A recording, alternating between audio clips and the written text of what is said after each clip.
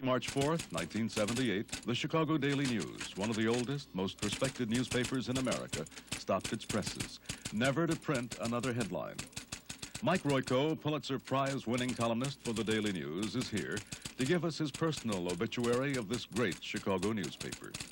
And now the host of Chicago 78, former Chicago Daily News columnist Norman Mark. Mike Royko is the best. He's won every top award in journalism, the Haywood Hale-Brune, the Pulitzer. As of today, for the first time, he's appearing in the Chicago Sun-Times. The Chicago Daily News, after 102 years, is no more. Mike, I wanted you here to discuss what does that mean.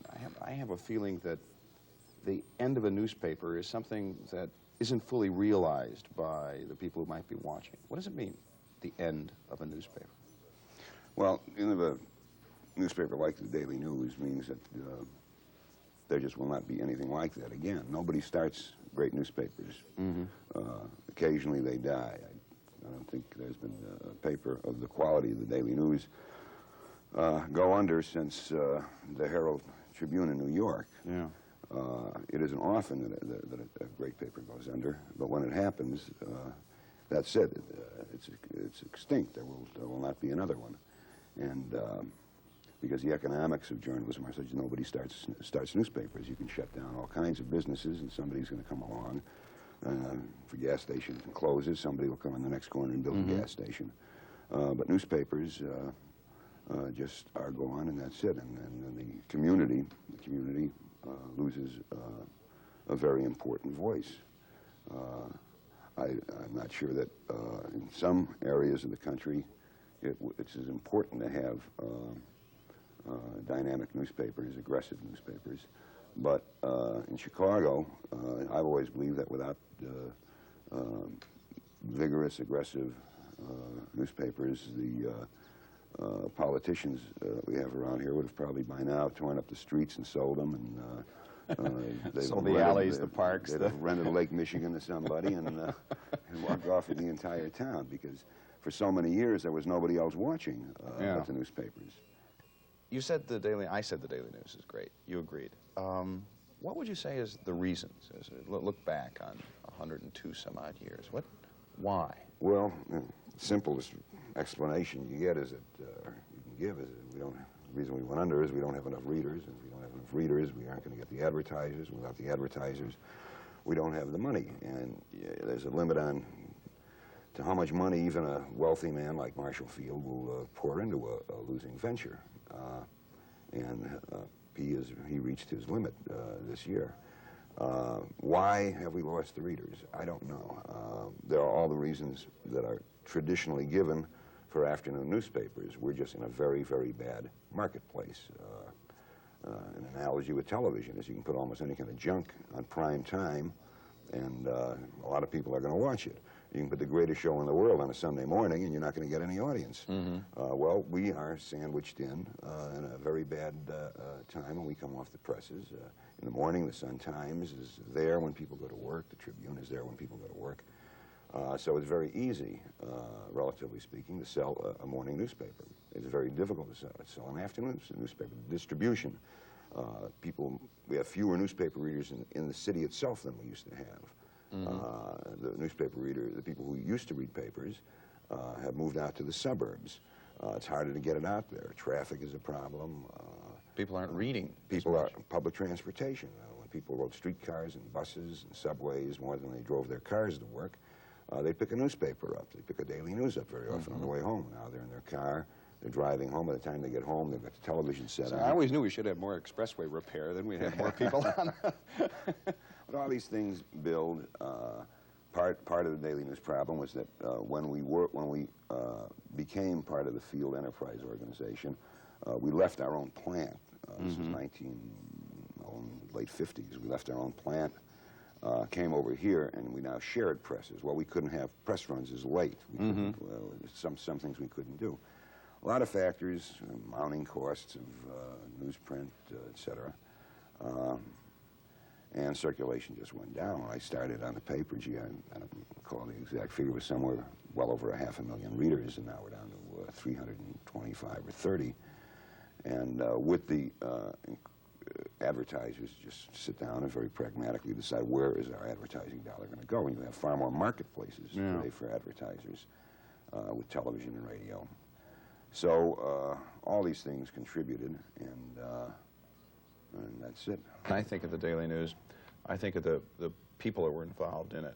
You know, I remember a guy like Joe Haas telling me about one time he was covering a fire. He calls into uses the yellow cross index, and supposedly calls across the street and gets a guy on the phone. And the guy's talking to him and giving him a vivid description of the fire. And Joe's taking it all down on Edition, you know, on Deadline, and he's holding him on the phone. Finally, the guy says, you know, would you mind if I hung up? The flames are coming under the door right now, you know.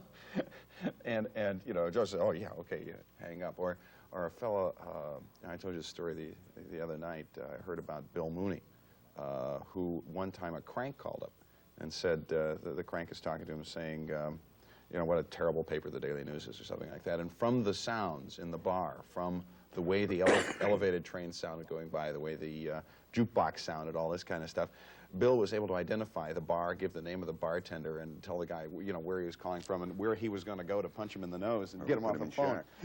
Absolutely put him in shock. Well, that's, you know, that leads to a good point. The Daily News is always had a large number of native Chicagoans working for it.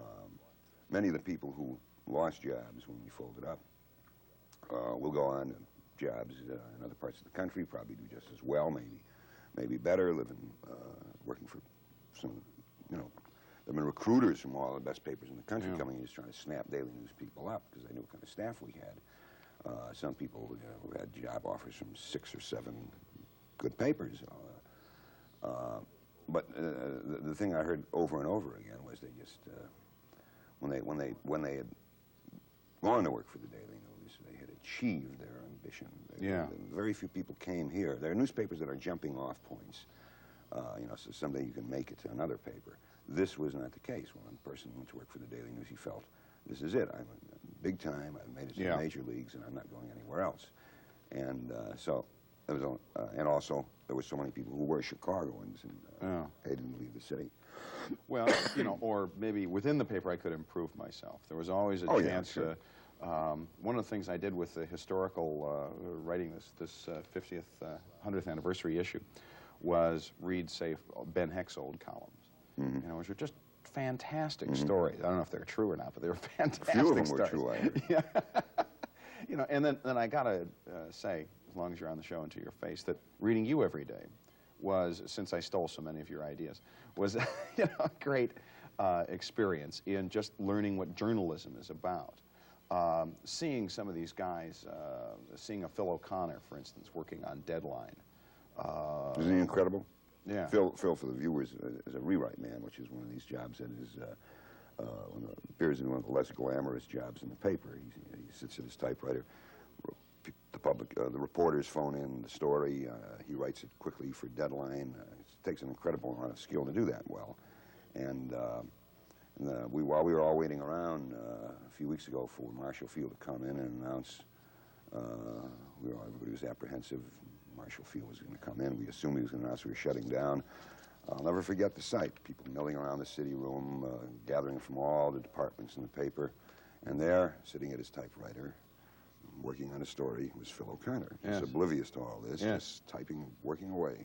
Yes, I've seen Phil on Edition with 10 minutes to go put in excellent copy, all correct, every fact nailed down for a 3 or 4 story. I mean, the man's incredible. He could do 2 or 3 pages, your front page, he could remake it every 15 minutes and not have anything inaccurate in that time.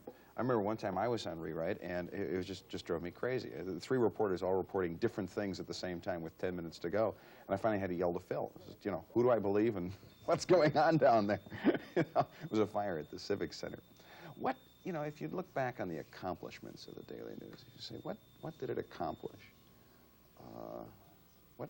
Well, if you build a monument to it or do an obituary to it? Well, I think I don't know. There's, you know, you can look at the exposés. Some exposés accomplish nothing except you know, entertain the reader, maybe. Well, that's all right. But Sold newspapers, too. well, I think we kept public people on their toes. I think we forced, very often, we forced people in government and politics to put up better candidates. We raised the level of of leadership. I think we made people far more aware of what was going on behind the scenes in their community. And I think if people don't know that, they're in bad shape. Yeah. The specific accomplishments, gee, I guess we saved lives. We've done enough things in terms of showing where dangers might exist. Some yet to be saved. I'm thinking of Art Snyder and the Heimlicher hug technique, you know, which he first popularized, first mentioned in a popular press, and now you must have posters in every restaurant in the city of Chicago because of that. Some years ago, there was a wave of shootings by security guards, and we looked into it and discovered that there were absolutely no safeguards against who could be hired as a security guard in Chicago. The hired gun, yeah. Yeah, and I took part in that investigation. We found, I found things like a very homicidal mental patient in the hospital was being checked out every day in order to hold a job. And the job he held was a security guard running around with a gun. And he was in this mental institution because he was physically dangerous to anyone around him. And he was holding the gun? Yeah, sure. He was It's hard to fire when you're in a straitjacket, I imagine. And so we brought this out, which the state legislature passed laws toughening up the requirements for becoming a security guard. And so the number of deaths as a result of gun-happy guys dropped off, and so I guess we saved lives. It's might have prevented some lives. I think Lois Willie and her Pulitzer for the birth control series. Yeah, that was well, that was yeah, what was it? Early 63 sometime. You know, when it was incredibly well, it was a very controversial for the time. It was a very controversial series. Now it would be considered wouldn't raise many eyebrows. But then that was the thing. The Daily News is always taking on subjects that were for their time controversial, and I'm not sure that may not have hurt us. It may have been that we had editors who played it a little safer. Let somebody else say this. Somebody else bring this out. I'm not sure that we might not have had a longer life. I remember one time in basic training when I was in charge of a platoon, and I said to the right march or something like that, and not knowing right from left or something like that, I went off to the left or they went to the right or something. All of a sudden I found myself leading no one. And I never forgotten that moment, and I guess sometimes that can happen to a newspaper where you're off leading and they're not, the you troops can aren't behind offend your readers. You may be right. You may be absolutely right. This may be important information, maybe something they should know about. But if they don't want to hear about it, recently, there was dismay expressed by a number of television critics and surprise over the fact that the 3-night series on the life of Martin Luther King had such a small audience. Well, I was amazed that they were amazed because if Martin Luther King was, I consider him one of the great Americans of all history, but he wasn't a popular man with the majority of people in this country, and people, and for many people, they didn't want to remember. They don't want to be reminded of that period. I would have expected that the last night might have had the smallest audience because in that show he was killed. Well, people don't want to remember that. They don't want to think about it. Americans spend a great deal of time with their head in the sand. They don't want to know about certain things. They like consumer. You know, consumerism has become a very popular thing because it's something. You know, am I getting enough coffee in my cup for the money? Yeah. But the Vietnam War was another sure, time. People didn't want to be told that maybe we're wrong. They didn't. You know, the thought just was so terrible to them. Offended all their traditional values that we're always right. We're always right. Richard Nixon. That was another time when the Daily News was. Well, today with the evidence, I mean, everybody around Nixon is now blowing the whistle at him in one way or the other. Yeah. I mean, when a man's closest associates all start telling you what kind of guy he was, At one point, you start believing. Who knows what kinds of decisions were prevented because, you know, the caliber of the men that Nixon was putting forward at that time was stopped by newspapers like the Daily News. You know, that's the thing that occurs to me. We will never know what won't be found now from this point forward. That's right. Yeah. That's right, because I don't believe that two good newspapers, which we now have in Chicago, two fine newspapers, can do the job as well as three fine newspapers. That's just instead of three sets of eyes, two sets of eyes, and you just don't see as much. Of course, they won't have the problem of making Ross Cassio popular, as you did, which you do have to take the blame for. Tow truck, yeah. The Pulitzers, I think, in the Daily News history are kind of like benchmarks. 15 of them, more than any other newspaper. I don't think it's more than any other newspaper. It was at one time. At one time, I think the New York Times is one more. Now I'm quite sure the New York Times is Starting with two police reporters in 1925 or 7, I think, on the Leopold and Loeb case. Two guys, two cub reporters, hadn't covered too much. They went crazy covering the story and ended up having Loeb driving them around the city until they proved that it was Leopold's typewriter that typed the ransom note. Won a Pulitzer on that. There's another one that became a cliche. George Weller won a Pulitzer for covering an appendectomy underwater in a submarine during World War II, and that's become a movie cliche now. You have it, but that was the first time that anyone ever covered that. And then your Pulitzer, which I thought was late, and you probably should have won one every year after that. Well, thank you. John Fischetti, for the entire body of his work, not for any single cartoon. I think he's the greatest political cartoonist in America. I think most cartoonists agree. John isn't as high, doesn't have as high a profile personally as some of the other cartoonists do in the East, but day in and day out, I think he's the best. Yeah. And he's going to be in the Sun Times, of course. Yeah. Well, at the time we folded up, we had five people who were still active on the paper, who had 4 or 5 within the last year. One of them left, but we had 5 last year that were all active still in the paper with Pulitzer Prizes, and there are very few papers in the country that when Chicago Today folded 4 years ago, it had yet to win its first Pulitzer Prize. Yes. And we 15 champagne toasts for the Daily News. Yeah. I'd like to take a break. Let's take a break, take a rest, and come back and finish up our discussion of the Daily News.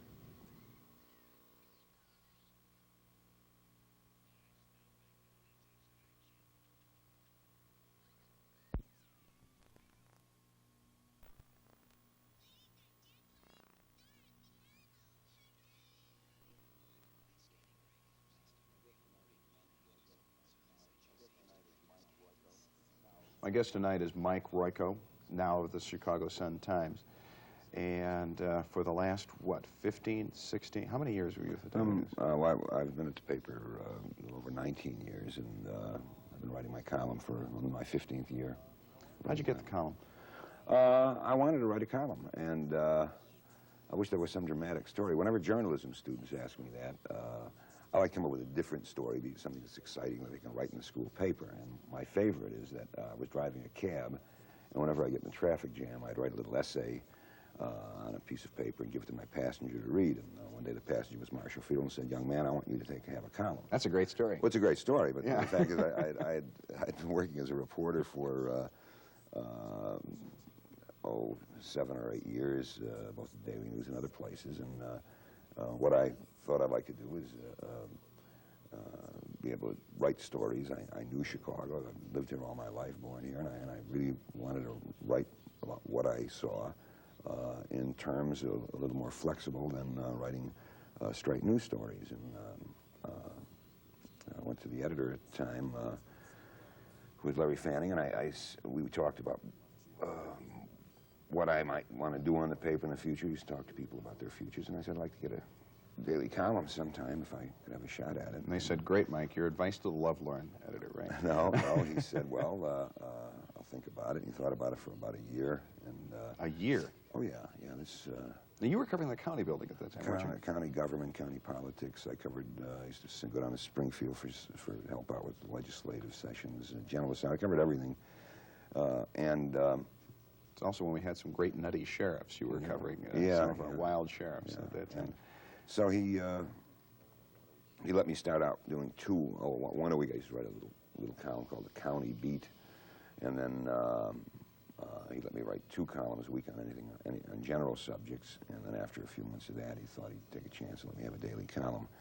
And it started, I think, the first one I had. I remember the day I started my column. I got celebrations in the city and parties thrown all over. It was New Year's. Oh. I thought you said Mayor Daley stopped by and congratulated you and everything like that. It was January, I think it started January 1st, 1964. But I had been doing the daily column and twice a week column for the previous year and a half. I remember the great snowstorm of, what was that, 67 or 69, whenever it was? 67. And we're down there putting out Panorama and proofreading it, even though we knew no delivery trucks could get out, as if it was for all time. You know, this craziness that you go in with newspapers, this desire to make it absolutely right. Yeah, I think maybe we're a little nuts in that respect.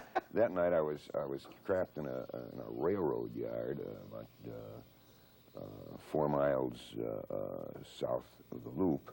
I was trying to shortcut around enormous congestion. I'd been out working on a story, and my car just wound up in this railroad yard. I left there and I walked back to the Daily News and get back there at about 12 or 1 o'clock in the morning, and I went to work on a column about the storm, and I slept on the floor of the city room.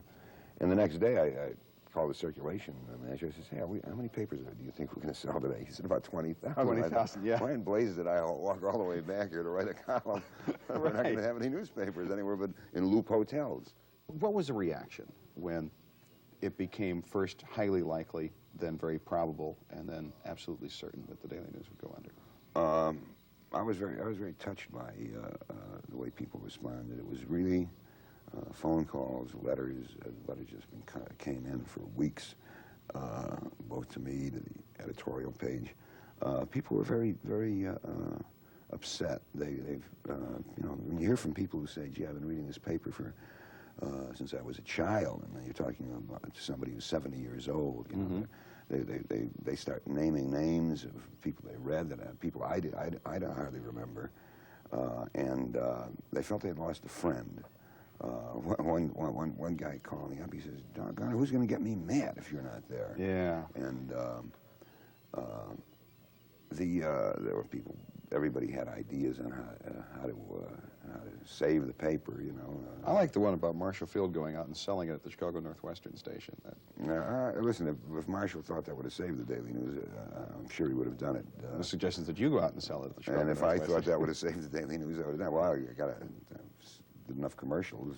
You know what occurs to me is that there are regulars that call me since I had the column. And I'm sure you get some people who regularly send you letters, regularly call you, regularly have contact with you. I'm sure Marion, for instance, is watching. She knows who she is, and there's some others who just want to share part of their lives. They're just people who either might be lonely or like to call. And I wonder where they'll go. You know, they're the people who now, I suppose, will call you at the Sun-Times. I hope so. Same number. If you had to write an obituary for the Daily News, if you had to sum up, look back on 102 years, on 15 Pulitzers, on covering a jillion fires and 1,000 unsolved murders and gangland wars and advice to the lovelorn and horoscopes and all that stuff, how would you do it? I don't know if I could. It's, I've never... What does it feel to you inside? Oh, for me it was, except for the death of my mother, it was the most difficult period I've gone through in my life.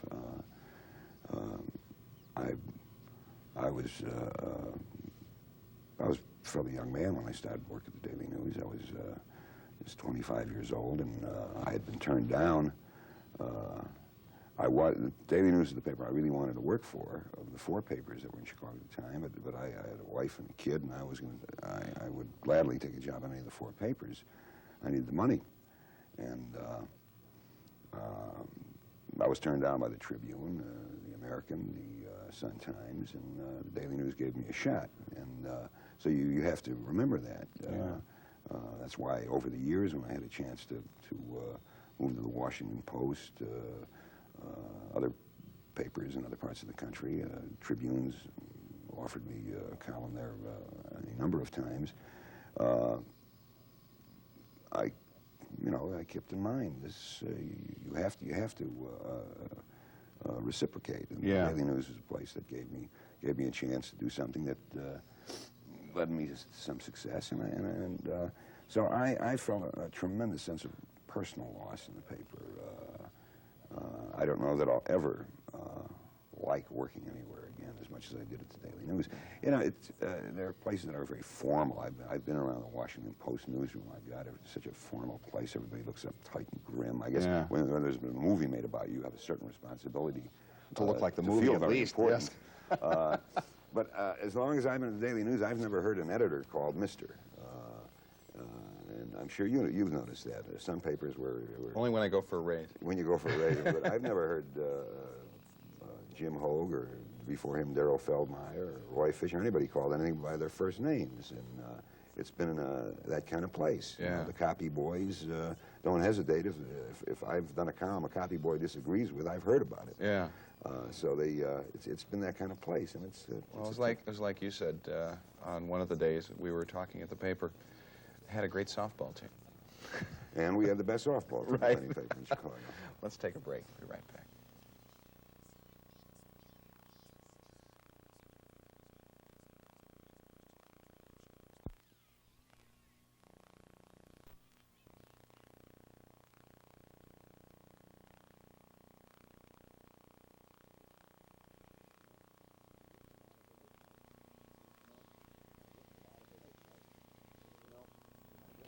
Thank you, Mike.